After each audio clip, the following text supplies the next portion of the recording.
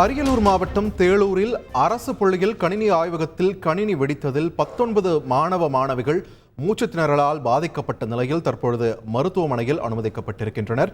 இது தொடர்பான கூடுதல் விவரங்களை வழங்குவதற்காக இணைகிறார் எமது செய்தியாளர் ஞானசேகரன். ஞானசேகரன், வணக்கம். தற்பொழுது அந்த 19 மாணவிகளுடைய உடல்நிலை எப்படி இருக்கிறது? இது சம்பந்தமா பள்ளி நிர்வாகம் தரப்பிலிருந்து ஏதேனும் விளக்கம் அளிக்கப்பட்டிருக்கிறதா? விரிவான தகவல்கள். வணக்கம். அரியலூர் மாவட்டம் தேளூர் அரசு உயர்நிலைப் பள்ளியில் கணினி அறிவியல் ஆய்வகம் உள்ளது. இந்த ஆய்வகத்தில் உள்ள கணினி சற்று முன்பு திடீரென வெடித்துள்ளது. இதனால் அருகில வகுப்பறையில் இருந்த மாணவர்களுக்கு அந்த கரும்புகையினால மூச்சு திணறல் ஏற்பட்டது.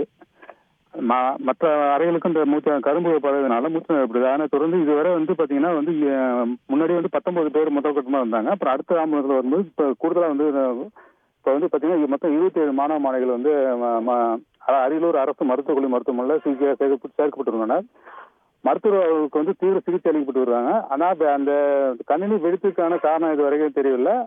பட் அதே சமயத்தில் மாணவர்களுக்கு பெரிய அளவில் பாதிப்பு இல்லை அப்படிங்கிற மாதிரி மருத்துவர்கள் தெரிவிச்சிருக்காங்க. தற்போது அவங்களுக்கு தீவிர சிகிச்சை அளிக்கப்பட்டு வருகிறது. நன்றி ஞானசேகரன், உங்களுடைய விரிவான தகவல்களுக்கு. செய்திகளை உடனுக்குடன் தெரிந்து கொள்ள உடனே சப்ஸ்கிரைப் பண்ணுங்க.